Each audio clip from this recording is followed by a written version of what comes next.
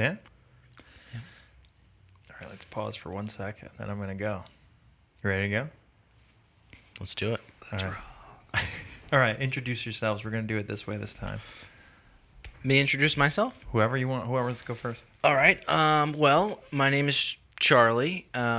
And first and foremost, I'm friends with these two lovely, handsome gentlemen here. Let's see. I met Tom probably, I don't know, I think 10 years ago now. I have a background in boxing where I was a boxing coach for about 10 years. And so I helped train Tom, and now he's a professional MMA fighter. And then Jimmy, we kind of from the same town.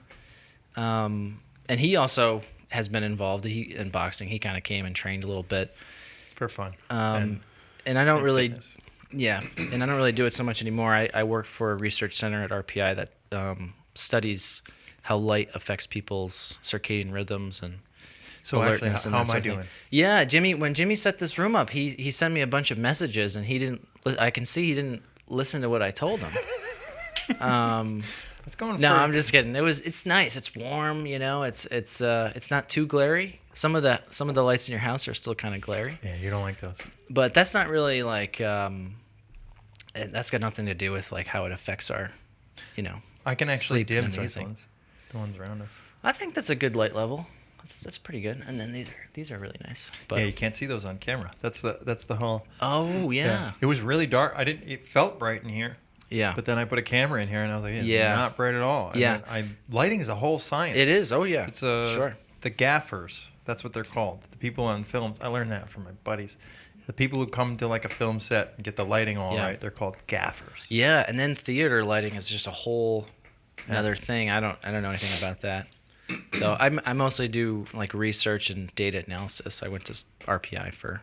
Hey, help me with my taxes. Yeah, I do some statistics and stuff. So Help me fight my taxes. I had some data I mined. so when do we Pretty find soon. out? We'll find out pretty Okay. soon. I don't think I'm gonna get it though. Yeah. No. All right. Well, we tried. And then Tom. That's terrible. This is my. I didn't know you did taxes. No, I don't do taxes. I just kind of like I did some. All right, I'll tell. Regression analysis. What I was doing is my house is what's the word? Assessed. My house was assessed at a certain value when I bought it, and I planned on the taxes based on that. I knew that taxes change, but right after I moved in, they sent me a letter in the mail that said, "Is this information on your house correct?" And it wasn't correct. I used to have a third floor. It doesn't have a third floor. So it used to have more square footage. It has less. It used to have another bedroom, and it doesn't. So I've set it in with the corrected information, thinking at the very least they'll do nothing. The very most they'll do nothing. At the very least they'll bring it down. But that didn't happen. They increased my assessment. What? Yeah, I actually know why now. But I was confused by that. Why? Because there was a building permit that hadn't come into effect until after I had bought the house. So they had a building permit which allowed them to, yeah. So I data mined the Troy assessment roll and Zillow for my neighborhood. Mm-hmm. And I was trying to find out where do I lie in are there any patterns? Are there any patterns of how people are taxed based on lot size, which there absolutely is, based on square footage, which there absolutely is, based on number of bedrooms and number of bathrooms, which it seems to be there are. So it seems to be a pattern of all those things. And on all of those, I was on the pretty high end of it. I was on the highest paying per any of those items. And then I sent it to Charlie, and Charlie was like, "This is what I do." And he gave me these really awesome lines that showed that I'm really being screwed over. And I took it to city. I went to City Hall and I was like, "This shall not stand." But they're not going to do anything. You lawyered up. Yeah. Well, I didn't have a lawyer though. I guess it was just me. He just gave me some data to show that based on some of the I guess qualities of houses, his house is charged much more, or assessed or whatever. I can't even remember because I do so much data analysis. I felt kind of bad when I went though, because everybody else who was there was like, I was there in this very cold, calculating way of trying to get out of paying my taxes. Yeah, You were there to and you fuck had shit you had a up. whole That's what report. you I had a 10-page report. Yeah, figures, labeled figures. Yeah, figures and graphs and charts and everything. And I felt really bad because a lot of the other people there had nothing, but had good. Their story was like, it's true. I can't afford this. Or this one kid bought this house for $10,000.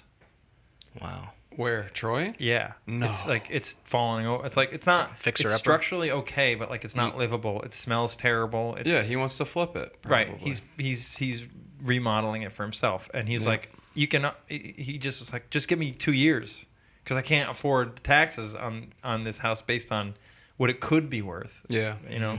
So I think he'll get it. Do you sit on 2 lots? This is technically a triple lot for this neighborhood. So do you pay triple the taxes? School School tax? Well, they're based. I think there's a percentage that you pay for the lots, for like the lot size, just the property. Yeah. I don't think I'm overtaxed. That's all I'll say. Based on that alone, I don't think I'm overtaxed. Mm-hmm. If I could figure out what percentage it is, but I think that's a pretty leveled thing. Like Yeah. a square foot is worth a square foot. Yeah. Yeah. But they have, the wording is weird. The wording is like how much it's valued, and it's like, well, who decides that? Yeah, man. Don't even get me started on that. It's funny because, like the term Uncle Sam, people use all the taxes. Damn it, Uncle Sam! We live in the home of Uncle Sam. Yeah, right? It's so yeah. funny, right? Yeah, the home of Uncle. But I think there's a lot of towns in America that claim that they're the home of Uncle Sam, or Really? where Uncle Sam was No, created or Well, something. this is the real home. This is the I think it real, is. real I agree. I town. do. Yeah. So, All right. What about Tom? You got to introduce yourself. yeah, we're gonna too. introduce me. I'm Tom Regal. Thomas James Regal. It's a great name. I'm James Thomas. I like it. You're James Thomas. I'm James Thomas. I wanted to get rid of my last name.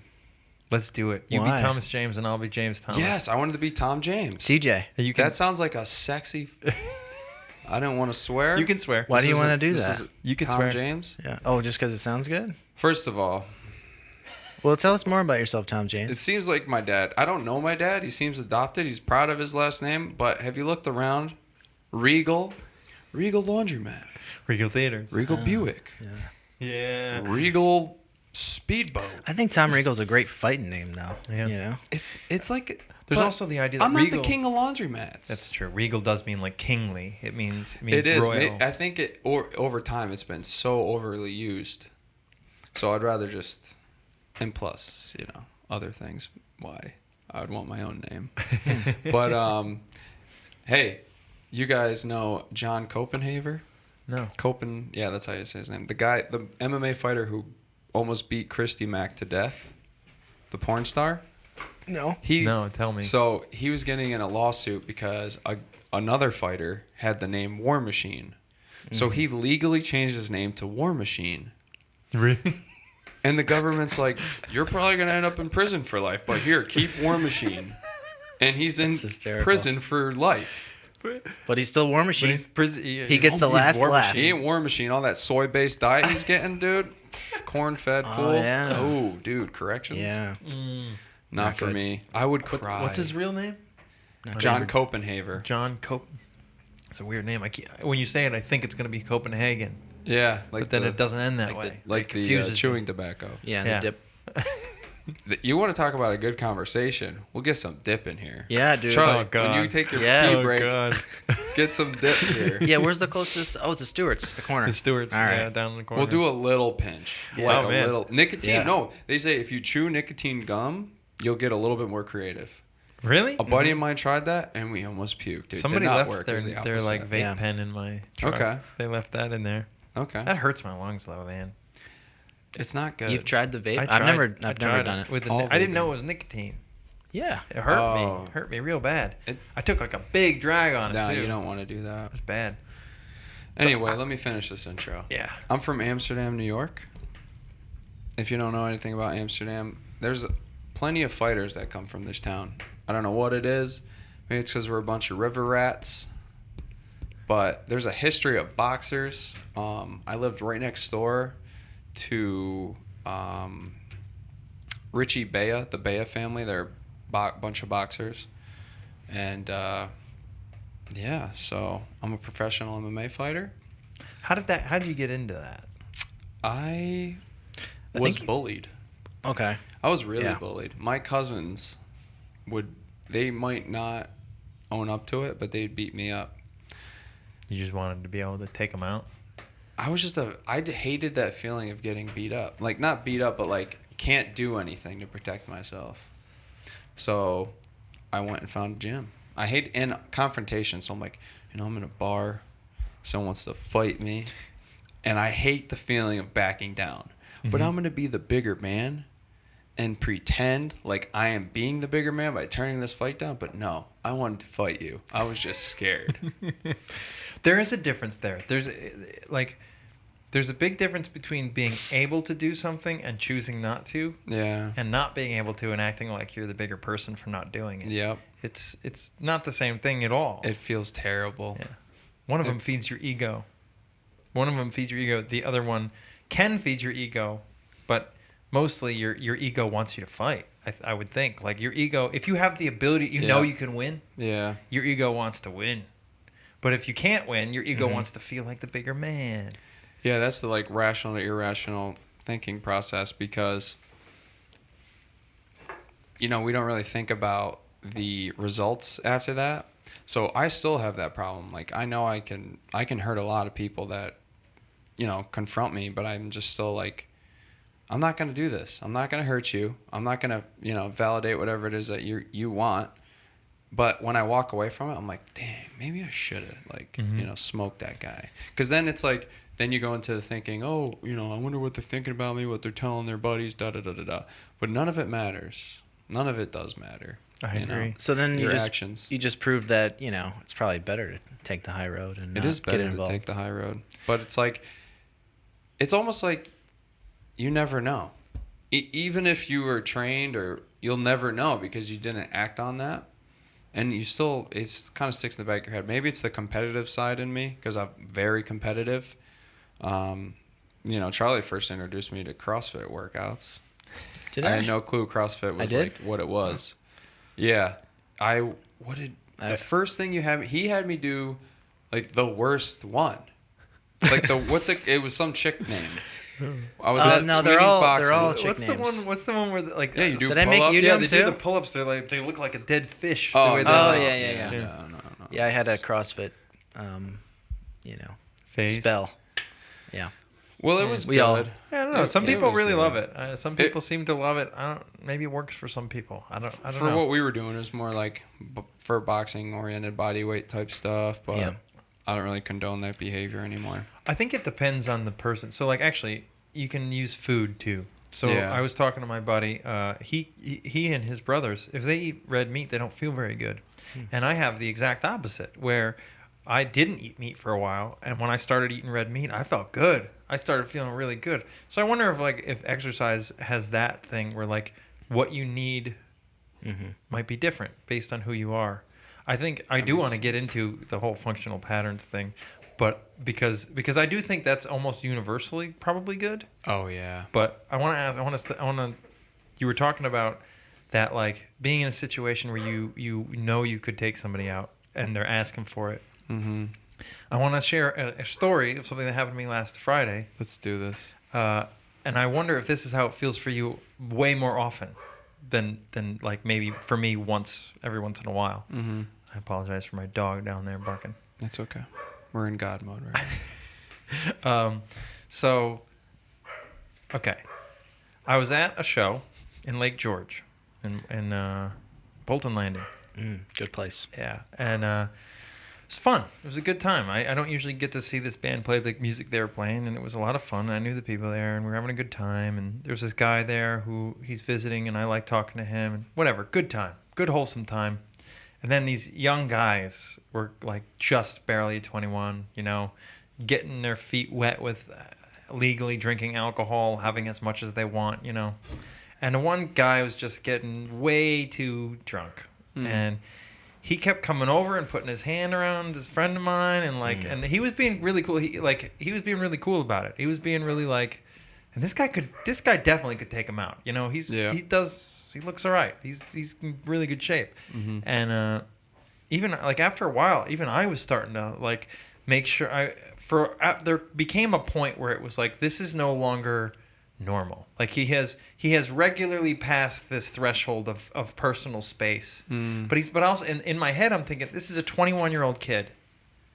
My mind is saying this is nothing. You don't need to do anything. Like this doesn't require this level of attentiveness. But my whole body became like that, and I wanted to make sure that I was in a position where if I needed to twist quickly, I could, and I felt myself doing that, and I was like, I feel threatened by this 1-year-old dumbass. Yeah. But I nobody did anything, but it's like, is that kind of what it, like heightens that level? Because you can. Yeah. We all could have. The other thing, his friend made it worse. I'll just finish the story. So we were uncomfortable, and my friend brought a beer for himself and for our other friend. This friend who's girlfriend of another friend. And so there was 2 beers on the table. One was for her. And this kid came over, and he kept trying to take the girl's beer. And the other guy just kept moving it away. And then he's like, all right, you can have some of mine. And you can have some of mine. He gave it to him, and he's calming down. And then he put it down. And then he tried to leave. Then he picked it up. He tried to leave the table with his beer. And then my buddy was like, no. He like held him back and just chugged it. He just drank his own beer. And then his friend came over and was like, can I ask you a question? You just downed my buddy's beer right in his face. You feel okay about that?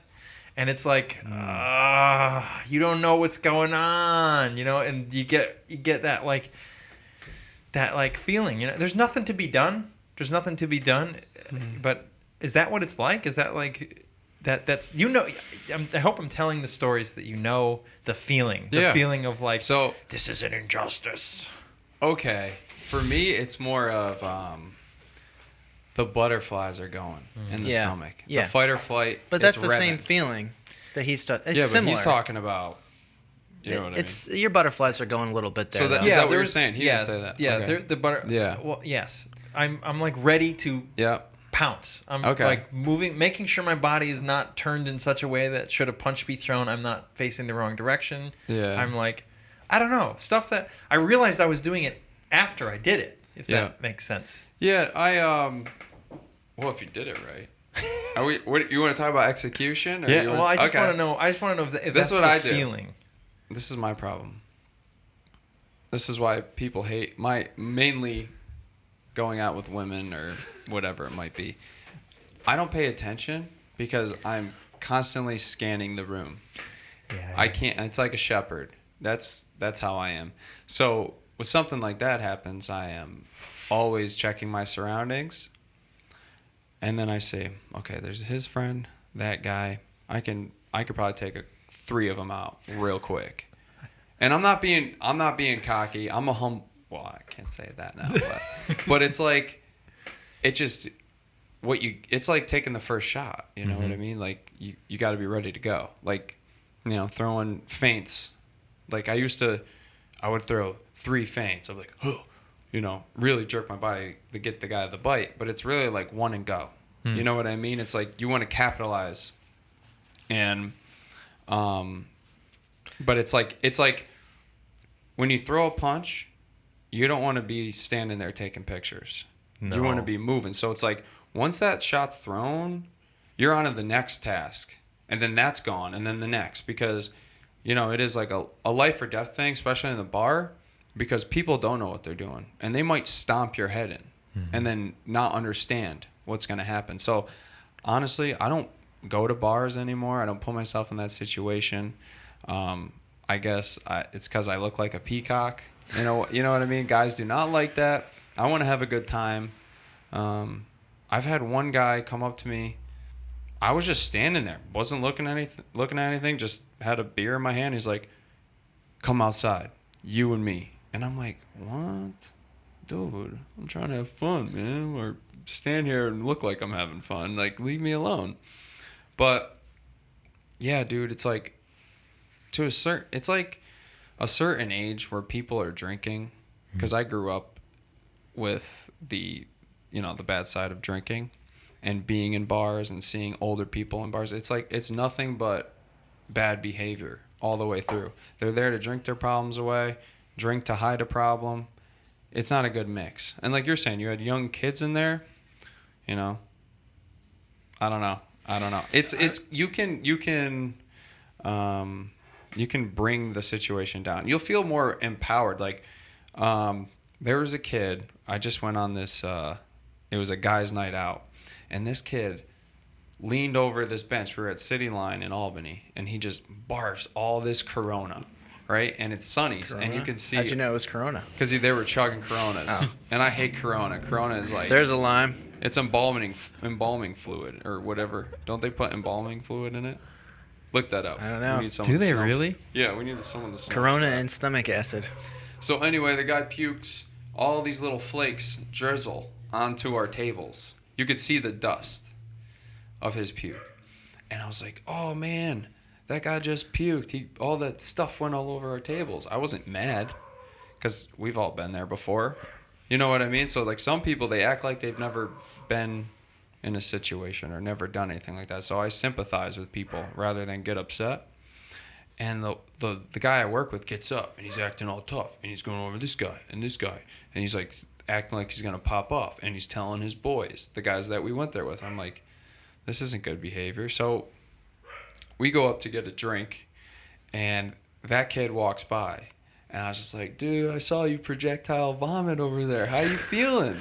And I just kind of Probably nice, because Tom's a nice guy, Yeah. so it probably came off nice. And he Maybe was he thought like you were- stone cold, like 100% again. I was like, dude, you're a rare person. Like that, people are usually sick and they go home. Like that doesn't happen.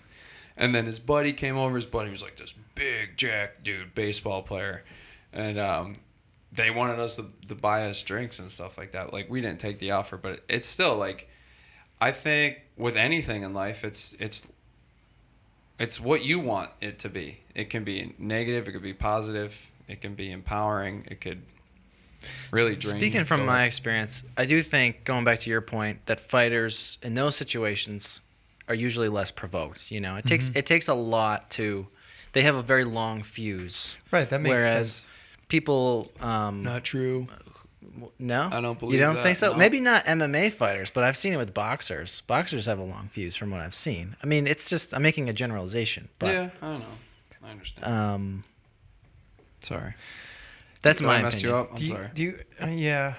It was just, I think the sensation that was so bizarre was that like there was a part of me that was saying these are just kids, and there was a part of me that was saying get ready because things are going to go down, and it was very hard. It was like it wasn't hard. It was just weird. It was a difficult. Nothing was going to happen. You know, we all knew Yeah. nothing was going to happen, but there was a part of me that was getting prepared for something to happen. Actually, one of the best things that did happen was my buddy who was singing started. I forget what song he was singing. I think it was Superstition.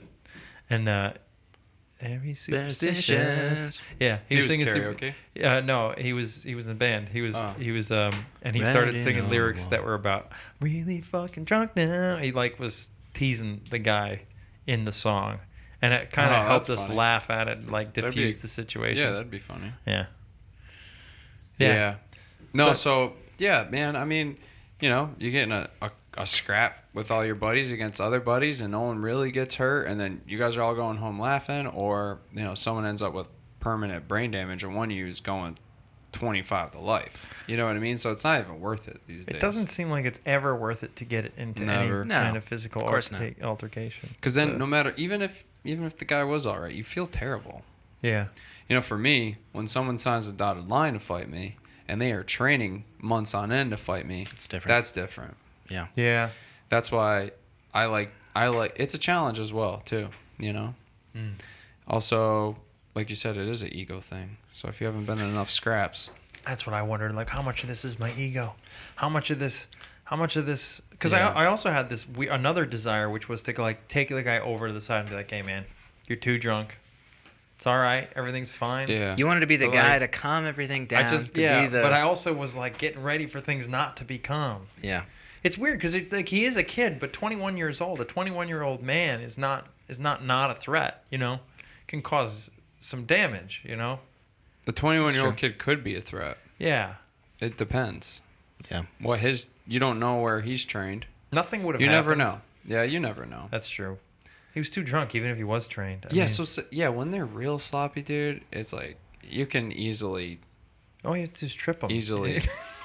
take them off that path, yeah, or trip them. I'm talking about, you know, talking to them, talking them down. Oh yeah, it's just weird sensations, like the Yeah. whole animal instinct. Yeah. Like the animal instinct, and then like the civilized person It's- instinct. I think it's an exponential rise, that feeling.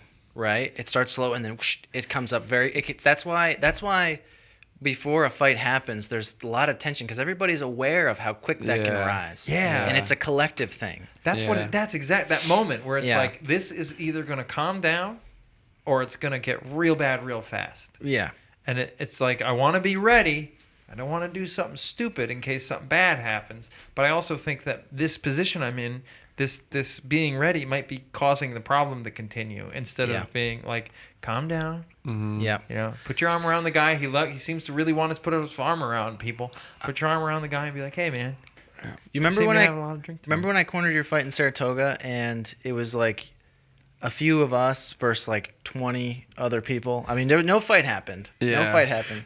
And I was the neutralizing force. Tom, and then we won't say any names, but there was a couple of people. Professional fighters and there. literally one of the kids, I love the guy. He has a mouthpiece. Talk about a street fighting person. He has a mouthpiece in his pocket at all times.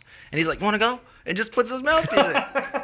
And I'm like, "What the hell?" That's so awkward. And we're like, we were so outnumbered, and they were. I mean, I don't know. They probably. I was weren't. on the other end of that once when I was younger. Really? Yeah. Were you the one with the mouthpiece in your pocket? No, I was on the other end. It was the opposite. I was his challenger. The same one of the guys who was now. Yeah. Yeah. We're really cool friends. We're good buddies now. But the two groups like came together and they were ready to go, and I literally like walked right in the middle and I put my hand on his shoulder. I was like, all right, it's okay. And I think it was just enough to kind of calm things down. And Tom got really mad at me because that part of you that wanted to fight was just like, dude, we'll scrap now and talk later. You know, you kind of had a moment where you snapped at me, but it's all right. I did. I'm sorry. I was very exhausted. How old were you guys? Oh, I mean, early 20s. Yeah, I mean that's what I mean. Like that fight, I fought with a bad back. Like my back was bad, dude. I had like sciatic. Like I had a lot of issues going into that fight. This is a perfect transition because I want to know how you got into the functional patterns thing. Because when you were telling me about it, I was like, this is something somebody figures out when they're hurting and they're trying to fix it. That's what it seems like to me. It seems like something that you get into to like something's wrong with what I'm doing and I need to do. Is that what it was for you? Yeah. Anything physical I did, it would just hurt me. I would hurt all day long. You know, if it was, training, not so much. Like boxing, my arm lines would just tighten up. Like I'd get this knot in my back. I'd feel like I had to like, whatever it is that's impeding me from continuing my workout, it would just destroy me, dude. It would take my breath away. Like it just wasn't normal. And there's like, you know, even in like grappling, like I would say I'm an okay grappler, but I would always like be hurt, you know, I couldn't, like my lower back always hurt. I couldn't really get my hips into any like position. Like I was always out of position. And I think it stems from a lot of the heavy lifting I did as a young adult. And he was a standout football player in high school. And that was like your first. Yeah. Right? I grew up in that environment of powerlifting and, you know, lifting to get strong. And, you know, whenever I do anything, I take it very seriously. So like what I was telling you about before, I was bullied. So I remember I had this little tiny bench in my basement. This basement was disgusting. It was just a hole. And I didn't know anything else but bench, like pushing the world off me. That's literally what I was doing as a kid from all the other crap I was going through as a child. Pushing the world off me. Yeah. That's big, man. Yeah, that's what benching was for me. So when I lifted, when I work out, it was to protect myself. It wasn't I'm going to look good and I want this and I want to be, you know, real strong. I did it with anger. Like I didn't realize it, but I was an angry kid. But I would just do it in the weight room, you know? And I got really big, really fast. My cousins, they never beat me up after that. I never had that, like, that defining moment of, like, what? You know, here I am. And they just left me alone. You know, I had to taking the gun show real quick. And then they backed off. The bullies are the biggest, you know, manginas. Yeah, they only to pick on people they know they can beat. Yeah, dude. Yeah, so what happened. So here's a kind of transitional thing too. Is I went down to a camp at Rutgers, New Jersey, and there was a thing. They were bringing in prospects, and they were saying, oh, we'll sign, we'll keep an eye on you, and if we like you, we'll try to bring you onto the team and stuff like that. So I was ready to go, and I didn't know they brought these other prospects in, and they separated us. So all the good kids had these black jerseys on, and they put us in a 7-on-7 drill, and I kept getting matched up with these prospects, the ones that are actually going to be Division I football players. And I'm like, oh, here's my time to shine, And I would just shut these kids down. I made the one kid who came in with the black jersey on, I would just shut him down. And they put us on a real bad field. Like it had like a bunch of sand on it in certain areas, and just my luck, I slip in the sand. I break up the pass, but when I break up the pass, I fall on my elbow, just like this, like in an L, and my shoulder popped. I was like, what the hell was that? And I'm too tough for my own good. There's all these trainers there, and I'm like, I can't show it. So next day, same thing. We're out in the field. I break up a pass. This time I dive straight out, and boom, I tear something in my shoulder. I do know what it is, but I tear the shoulder, and they're like, you got to go see the trainer. And it was the last day too. So, and this is just my luck. I've had severe injuries all through high school. Why am I getting injured? Like at such a young age, when you should be very malleable, you should be really like resilient. Is it like rigid, or you're like so what I was telling you about the deep front line, all that stress and the trauma, all that is bottled up inside, in your stomach, all in your frontal part of your body, and, which it goes into other areas as well. But so I would be home. I could just be like relaxing just like this, and I'm tense. So my body's always in fight mode, like fight or flight, like all the time. Constantly getting pulled from all the trauma that I've experienced. And going into athletics, using that intensity and getting strong really quick and having somewhat good genetics, my body would just pop. Like I was redlining all the time, and What do you mean by redlining? Just going as hard as you can? Yeah, all the time. Just like I played violent sports for a reason. I played football, I played lacrosse. Like I wish I knew a little bit more about wrestling at the time. I wasn't too fancy on the singlets. And then I did try out for wrestling, and it could have been something. I did something to my LCL. Remember I was telling you about, that was modified. So think about that. That's middle school. And this kid shoots like a low single on my leg, and it's like almost like I think it's my LCL or whatever it might be. My IT bands are like overly tight, and that's like maybe it's messing up my hamstring or something like that, which affected the LCL. I think it's that joint right on the side. I'm not too sure, but all the time, if you get the right leverage on me, it'll slip and pop, and my leg will lock, and it'll be in so much pain. And that has not gone away since modified wrestling. And that, as a young kid, you're like, you take a step back and you're like, I don't like this. I'm not doing this anymore. And that's the day I quit lifting too. I had that same issue. I tore it was like something popped from my pec to my bicep. And I was like, whoa. I could bench 450 pounds. Like I could. In 8th grade? No, senior year. Senior year, I could bench 450 pounds. God, oh my God. I could do 225. That's a lot for 27 times. 315, I'd bang it out 10 times. Like I'm a senior in high school, dude. What was your squat? See, I didn't squat. You didn't do the squats. It hurt my back.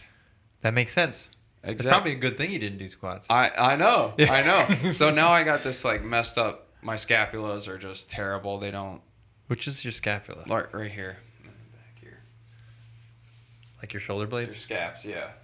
All the way there. So now they have no, like, the mobility in them is terrible from that benching, that isolation on the bench there. And who knows, even from doing rows too. Rows will mess them up too. So I've been going to physical therapy I've been getting these headaches Yeah. since last August. And one thing that shocked me this last time I went was he had me just use those like bands, Yeah. you know, and he goes, just stand up, just standing up and hold them, and just move your arms back like that. And the thing was, he was like, you see how you're feeling that all the way up here? That's not where you're supposed to feel that. You're supposed to feel that the middle of your back. And I was like, I don't think I've ever used those muscles before. I don't think I've ever used the middle part, like right there. Your lats. Yeah, that part. Well, I can use my lats in that way, Yeah. like doing a pull-up, Yeah. but I could never use them that way. Mm-hmm. Well, actually, you might not be using your lats a lot in pull-ups.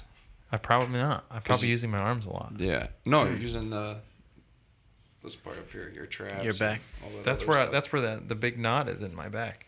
Yeah. So yeah, it's interesting. Things line up. You came over a couple weeks ago, Yeah. and you were showing us the functional patterns thing. And Yeah. when you're doing it, man, you look cool. You look like an ape and Yeah. like a Greek god at the same time. Yeah, that's the way yeah. the way your upper body gets very wide, Yes. big and Yep. open, and your like your waist gets like tiny, and you like the way you're twisting, everything is like very, you know, it looks every movement looks like a still image of a Yeah, comic that's- book. yeah. You know? That's a great way to put it too. A comic book. Well, no, what'd you say? Like a superhero? Like Yeah, well, you comic look book well, type you look deal? like a still image of, Yeah. of anything that looks epic. You know, Yeah. every movement looks like you could be Yeah. in a comic book frame. Like Yeah. this is what the superhero's doing. Yeah, but you're not deadlifting. No. You're not doing, all these traditional weight lifts, all these things that people don't understand. They just want to dog FP. It's like instantly, dude. It's like you got to try it out. You got to try it for yourself. Feel all these connections. You know what I mean? People don't really want to work on themselves. That's mindless lifting. And it takes a real man to identify that you're not shit and all the things that you've done were incorrect. So fix it. Can you? So just to be clear, FP is short for Yes, functional patterns. Yeah. What's the guy's name? What's his name? Who started it? Naudi Aguilar. Yeah, I looked into him a little bit. He's an interesting guy. The things Interesting that guy. he says really makes you think. It blows your mind, and you're just like, Yeah, It- Tom was uh, on. Oh, dude, go ahead. He's like one of in my opinion, he's like a new philosopher of today. You know what I mean? It's becoming the functional patterns philosophy is very much not just about the body. It's kind of more Yeah. about the mind. To the point where I was on the phone with Tom the other day, and I got some unfortunate news. He told me he's not going to say the word love anymore, and he's not going to use the word love. And this is from functional patterns. And so we started to discuss this, because I think the It's not point. like- yeah. it's not- It's okay. interesting. It's all right. First of all, And then I got him to say "I love you" to me. I've gotten him to say it like I think 3 times. I've gotten you to say "I love you" to me 3 times since you've I'm not doing "I love you" anymore. so Anyways, I'm trying explain. to decode this behavior I got from my whole entire family because they're so dysfunctional. They just will throw that word out. Fair. They're Yeah. none of them are in tune with their emotions. They don't understand it, and like I said, the meaning of "I love you" or getting in an argument. You're arguing with your girlfriend, and she's just like, "What? You don't love me?" It's like, I think this is really I can't interesting. love you right now because we're fighting. I've had a weird relationship with that word because Yeah. because I mean in my family we don't say it, we show it. There's not it's not something we say very much. That's it. But the weird thing is I have had a weird relationship with saying that word to other people. Yeah. Because I don't know how to do it. Yeah, I don't think you So- say it to me very much, Jimmy. I've No, I'm already- kidding. well, Charlie I'll wants to give you- love. I've had relationships where I've withheld it Yeah.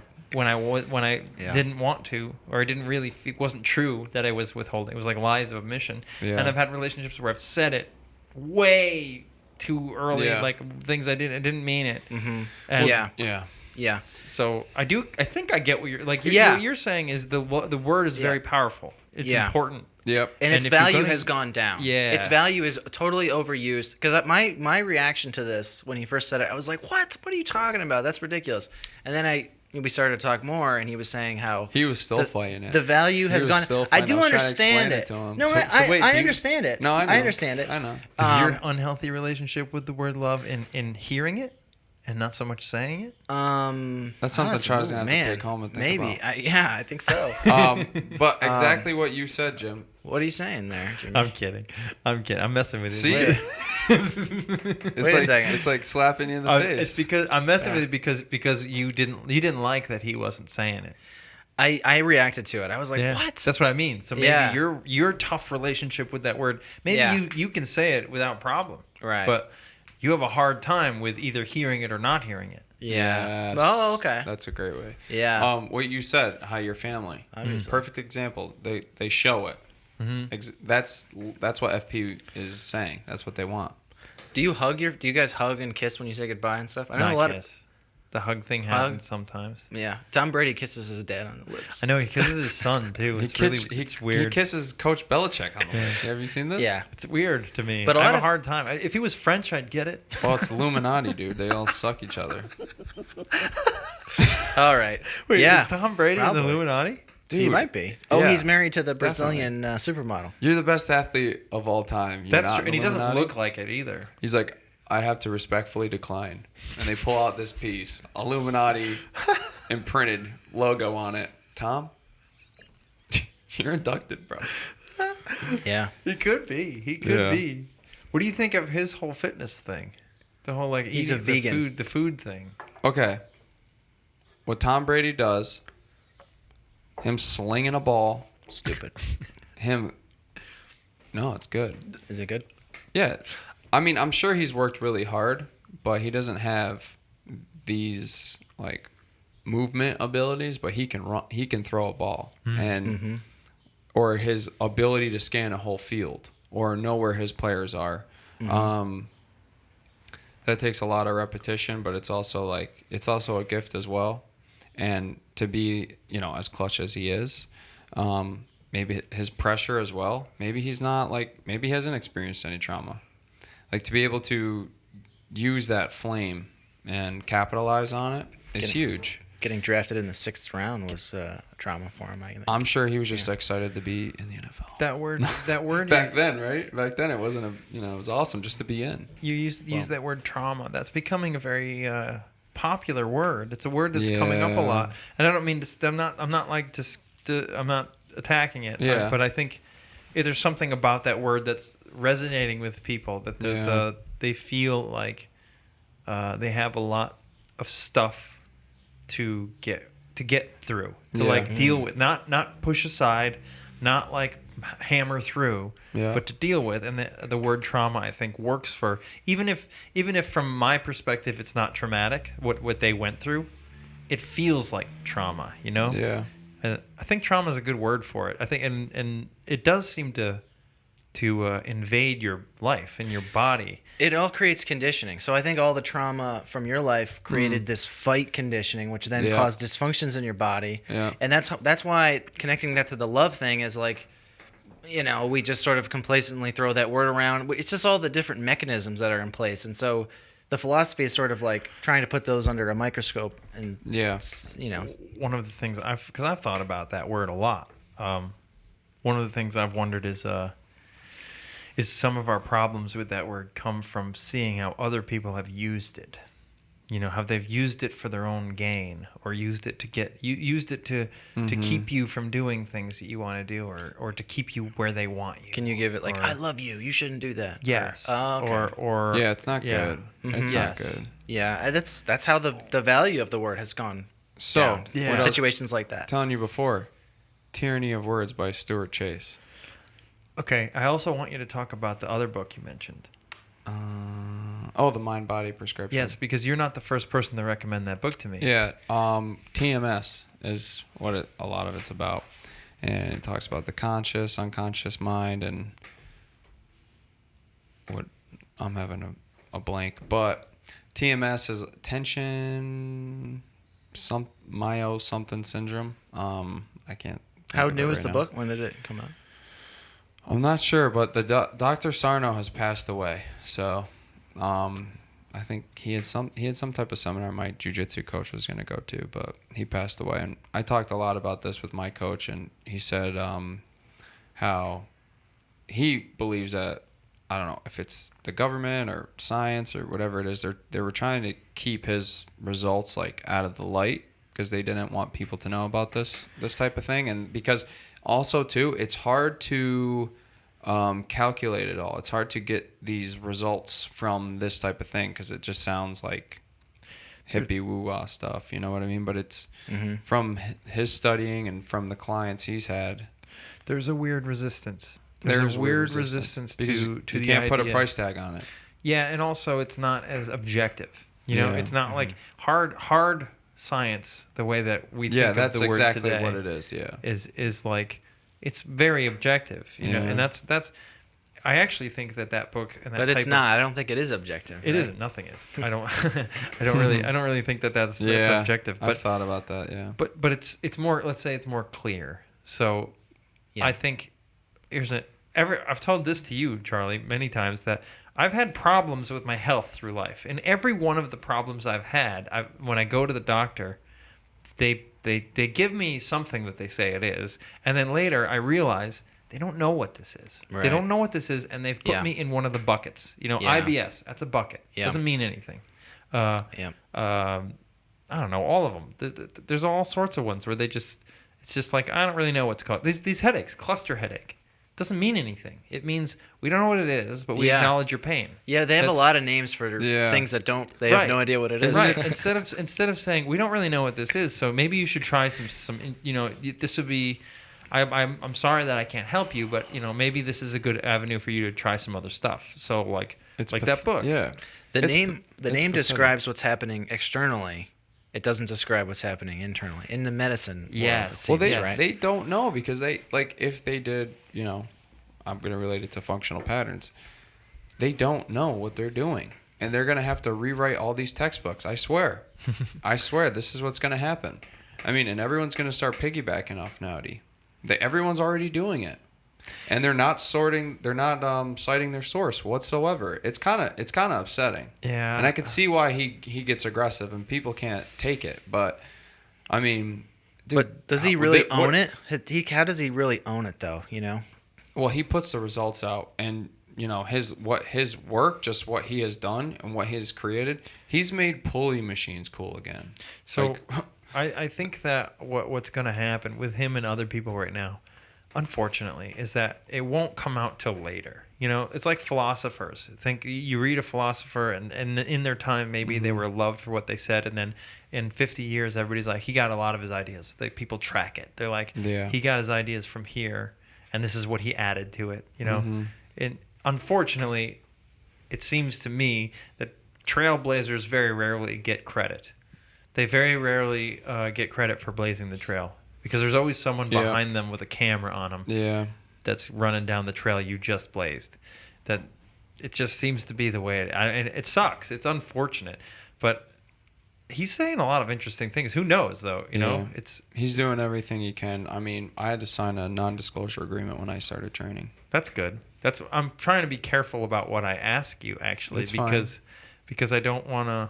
I understand why he's doing that's why he's not eventually, like, I'm freaking out right now because I'm a Human Foundations Practitioner. I'm not a human biomechanics specialist yet.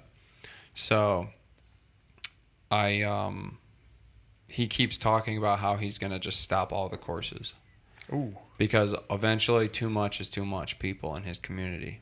And that's just what it is. And like why? It all leaking out. And, okay. You know, sure. I mean, I saw a video of Stephen Wonderboy Thompson who looked like absolute dog shit because this trainer who thought he was what he was stealing from Naudi, he thought he knew what he was doing, and it looked so stupid. But, you know, that movement was a functional patterns movement.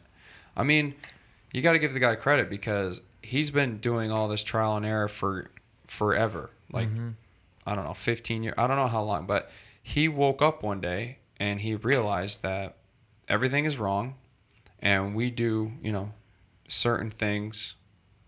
Why don't we just capitalize on it now? Like, why don't we just add this into our training, do more of this? Like how to properly walk with, tension, resistance, to sprint, how to do all these type of things that actually helped us evolve. Like decided to, and it's the new standard and he's setting that up. So who can you say that's really helped evolution that way? Like we're going to become like giants. If you really focus on FP and you keep taking it to the next level, and once you're 100%, it's not your 100% anymore, and you just keep evolving, I mean, it's going to be insane. And think about it, like with nature and how, natural selection, when a woman is picking out, their man or their warrior. I mean, if you look like Naudi just posted a photo. I think he just had a HBS 3 course down in Hawaii. All of these people looked like savages, like just their posture. And I've followed a lot of these guys and like what they used to look like before.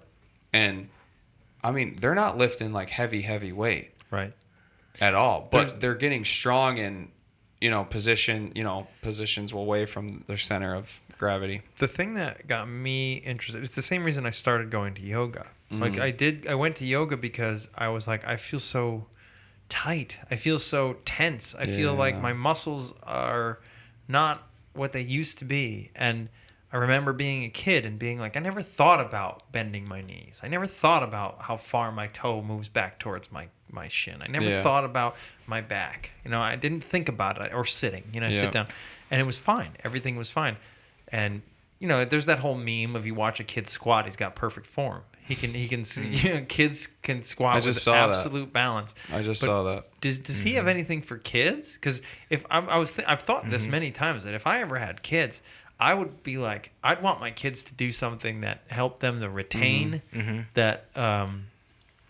What is it I could have my kids do for half an hour every day after school or something that just would prevent them from getting locked up. Well, kids, their redox potential, they're so malleable, the bounce and their step. Kids can fall over and get right back up, like something, like when I was a kid, I loved watching Jackass and CKY, all those crazy videos. So I literally jumped out of a pine tree, smacked my nuts on a branch because I thought it was funny, and I hit my back so hard. It definitely messed me up, but I was fine. I didn't wake up in pain the next day. Nothing ever happened to me.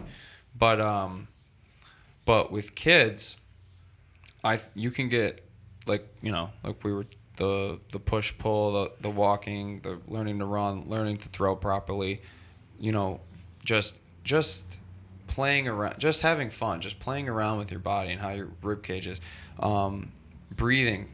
Teaching them how breathing properly, expanding their rib cage. I've been doing that a lot since you came here. Opening it up so much. It's crazy how even just breathing in as far as you can shows you where something's wrong. It hurts. Yes, your muscles cramp.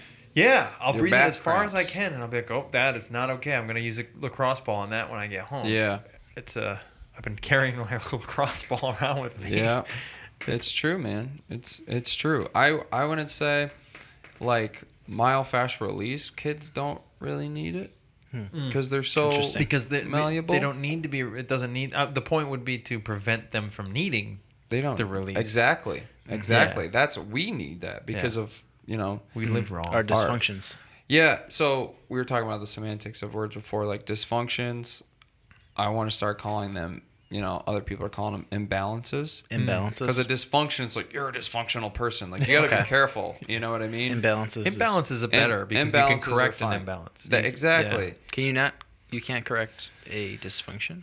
I think a dysfunction is your behavior. The behavior you condone with whatever it is that you might do. Like, can I ask, so if you say that functional patterns is going to sort of be in the textbooks and all that. Yeah. Like, what do you picture in the future as far as it going mainstream? Because I think that it's never going to be mainstream because it takes so much discipline and sort of like conscious awareness, and it's just so easy to throw on a bunch of weights and get your endorphins pumped. I think the general population is still going to lean towards the shortcuts, but that's just my opinion. I think it's educating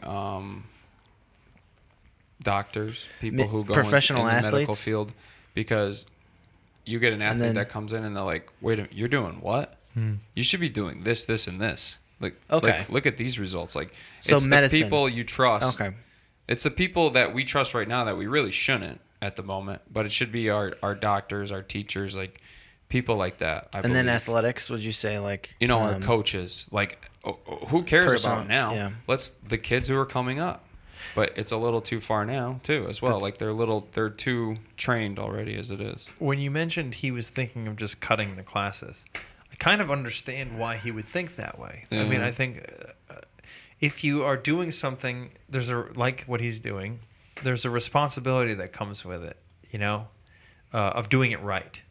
Because if people are seeing this kind of results and they're believing this is going to be it, and then somebody represents, so he's doing it, he clearly knows how to do it the right way. He has people around him he knows can do it the right way, but he can only interact with so many people. You know what I mean?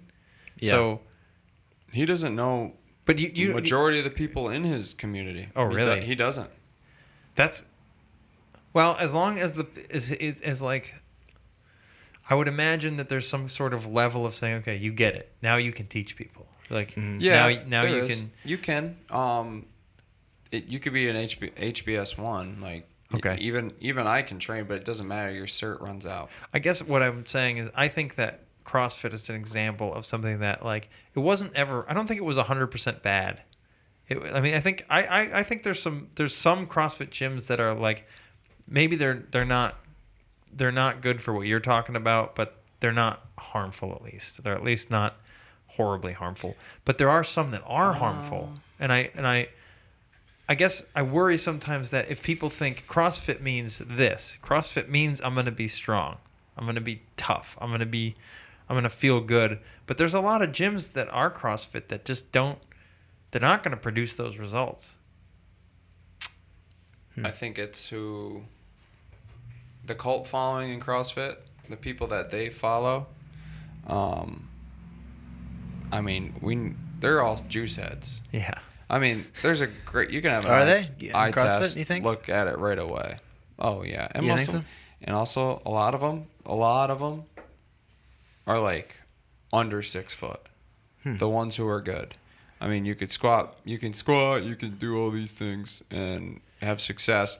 But you know what? It's like, okay, fine. You want to live like a racehorse? Go ahead, all means. But I'm here to live. I'm here to push it past, our expected, what the government or whoever, our expected lives should be Lifespan. 73, 77. That's all they're looking at. I want to rephrase. That's the average. I want to rephrase it. So, like, I don't think CrossFit has done the best job of ensuring every one of their gyms does what they think they're supposed to do. Let me give an example of what you're talking about. So he's asking, like, the Special Forces and Navy SEALs right now are always trying to find this balance between trying to get people recruited, but then also not compromising on their quality. Yes, that's exactly it. Like, Right. So you can expand to expand, and that doesn't seem to work out because you end up sacrificing the integrity of what it is you're trying to expand, and then you can also, like you said, like, you can hyper focus on the integrity to the point where the restrictions on new people coming in or learning things is so big that you never expand and it dies. So, like, I think that's when you said that he was thinking of not doing classes. I imagine for him, I don't know though. I don't know what he's thinking, but my mind went to It maybe gets he's- oversaturated. Yeah, maybe his mind is worried. He's worried about that. Like, It's like any corporation, yeah. Mm-hmm. Do you think that's true? Do you think he's worried about it becoming something it isn't supposed to be? He already has a FP policy. He has a team that runs the actual functional patterns now. So now he's like, to take some stress off of him. Yeah. But now that's when you start to realize, like, whoa, like, now I got other people running my company, and they're a little bit more cutthroat than him. Actually, is what he was saying, which is crazy. It's awesome. That's At the same that time. always seems to be the way it is. But he looks at himself as more of like what is it, like a mechanist machine, like the things that he creates. He made this decompression tank. It's like a flotation tank Who's almost. buying that?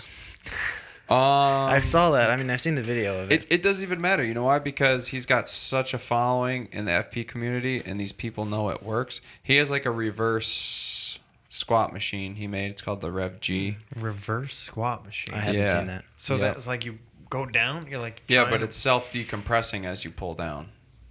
self-decompressing. Yeah, what does that mean? What does that even mean? I don't know if the Rev G. I don't know if I should even be talking about it because I don't know if the Rev Oh. G. Yeah, be is, careful. Don't say No, anything no. weird. He has a page. He's got only a couple pictures on it, but he also like his pulling machines that he's created. Have you ever seen how far these things go? No. It's like almost to the end of your driveway. Really? So you can run with them. You can do all types of things. You could do multiple movements. Oh, so you have a little bit of resistance on you while you're. Oh, while you you're- could put it's a whole weighted stack, but the tension in the cable, it translates so well to the body.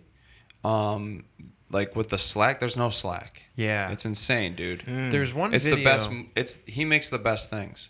There's one video on your Instagram which I'm gonna plug. It's a Strategic Bomber, right? Yeah. Yeah, it's a cool name. Thanks, man. There's one video on your Instagram that I've watched like a million times, and I don't know who's taking the video, but there's a girl with you. She's behind you, and you're both doing the same kind of twisting motion.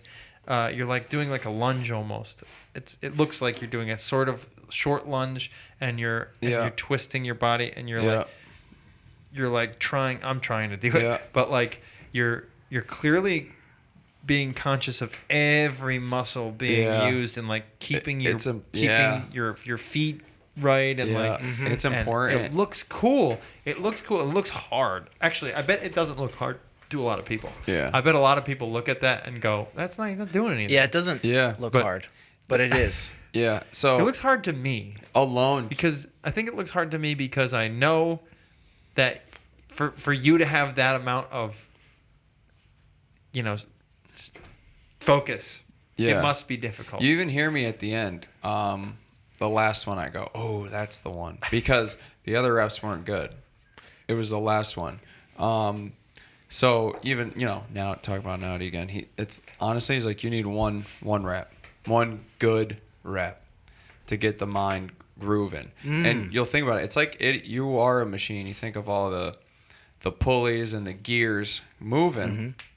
Your body right? is definitely a machine. And you can feel everything working together, and then you can start to feel like the impingements and all the other tension that's going on, and you're like, oh, I gotta fix that, and you could feel it, and it's a good feeling to be able to like, wow, like what you have to work on just by just the feeling of it, you know what I mean? Yeah. And then also like I'm trying to study the anatomy and things of that nature and how the body actually moves. Like, you ever take your foot and like, oh, my foot only goes in this direction, right? It doesn't do anything else. Right. Yeah. So what helps me does. rotate, right? My hips, your knees. Think about your knees. Nah. Your knees can't do anything. Your knees can go a little bit forward. Your knees are side the to most side. restrictive part. Yeah. It seems to me. They only bend in one direction. They do. So just, you're at home, you're playing with your body, and you're seeing the different directions and things of that nature. Like in that video. So to be able to move that, to be able to hold it, I would bring because we think of using our chest in only, this line. But if you ever see it on a map or, on an anatomy chart, the way the fibers move, they actually come forward and back, but they open up like this, right? So what I would do is I'd pull in, right? And then I could also incorporate the other pec as well. So I'm getting tension here, right? I'm also going to bring my wrist in as well, get that tension, open my chest. So now I want to stretch.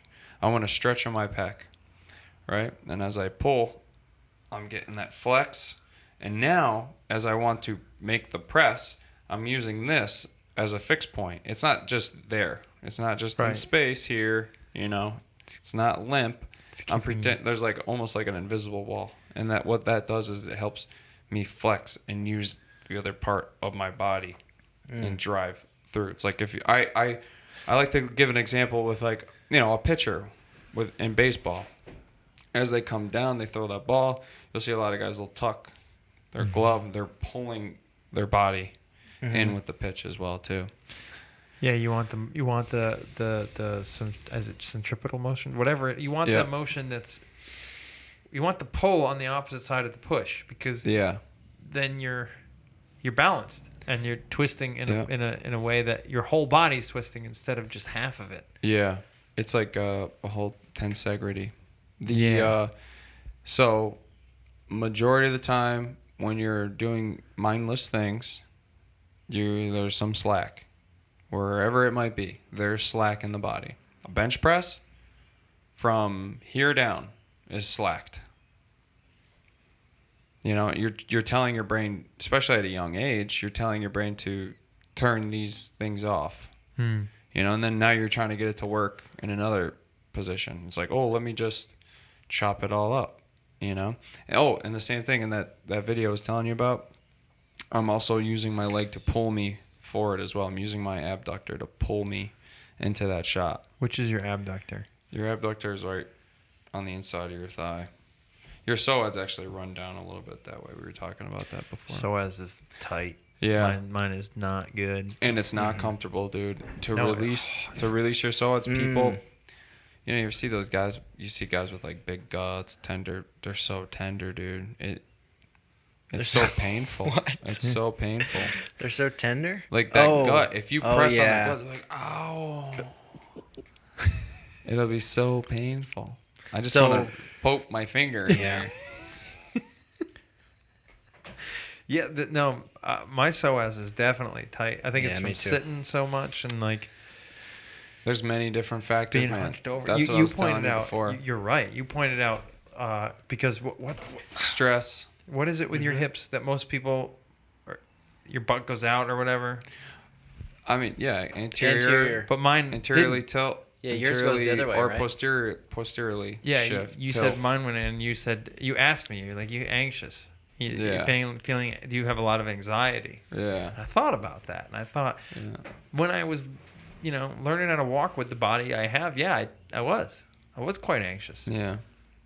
It's interesting that like you take that sort of curled up away from the world with you when you can't even see it. But I'm anxious and I have other problems. I'm anxious right now. We might be able to get you. Were you anxious when you were like 12, 13? Actually, no. That's when I was anxious. Okay. Like when I was like my body started to grow into an adult's body. I don't think I was anxious. Maybe I was. Charlie, hand me one of them pomegranates. Pomegranates? We crack? I'm gonna crack over here. Yeah. Do whatever. Do it right in the microphone. It might sound cool. Gin and juice. So, my question I've been waiting. What? Functional patterns. I mean, it must improve your dancing skills. You must be a phenomenal dancer. Nope. It's not very good. No. No. No, I've seen you dance. You can move. That's like hyperflaccid crap. Hyperflaccid crap. Yeah. What does that mean? Twerking? You think twerking is normal? No. How about You the think real all art those- of all dance? those- No, I moves. actually understand what you mean. The twerking thing is That's shaking your body so that parts of it move. Yeah, It's that's not real. What about That's like ballet? sticking it out. That anterior tilt. What about Lomachenko and what does he do? Ballet when he's a kid, or Naudi There's was a- talking about Lomachenko. Oh, He's was not, he? He's not impressed. really? Nope. Actually, if you guys are interested, what are you guys doing tomorrow?